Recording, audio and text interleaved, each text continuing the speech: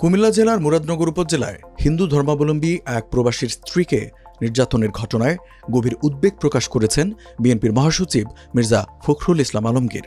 ২৯ June গণমাধ্যমে পাঠানো এক বিবৃতিতে তিনি বলেন, একজন উপদেষ্টা নিজের স্বার্থসিদ্ধির জন্য মুরাদনগরে ক্রমাগত ক্ষমতার অপব্যবহার করে যাচ্ছেন। বিএনপির মহাসচিব মির্জা ফখরুল বলেন, হিন্দু ধর্মাবলম্বী এক নারীকে শ্লীলতাহানি ও নির্যাতন এক নির্মম কলঙ্কজনক ঘৃণ্য ঘটনা।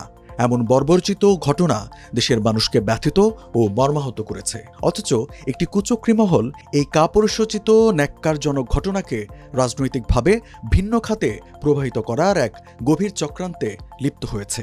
ফ্যাসিবাদী আমলের মতো নিজেরাই সংখ্যালঘু ঘরবাড়ি দখল ও নির্যাতন করে অন্যের ঘাড়ে দোষ চাপানোর ধারাবাহিকতা এখনও চলছে। বিবৃতিতে মির্জা ফখরুল বলেন, ওই এলাকার একজন উপদেষ্টা নিজের স্বার্থসিদ্ধির জন্য মুরাদনগরে ক্রমাগত ক্ষমতার অপব্যবহার করে যাচ্ছেন। দুষ্কৃতিকারীরা আশকারা পেয়ে সমাজবিরোধী নানা অপকর্মে মেতে উঠেছে।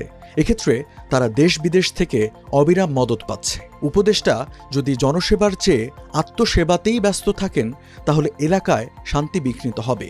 মুরাদনগরের বাসিন্দা উপদেষ্টা হওয়ার পর থেকেই আওয়ামী এমপিদের মতো এলাকায় আধিপত্য ও প্রভাব বিস্তারে ব্যস্ত রয়েছেন।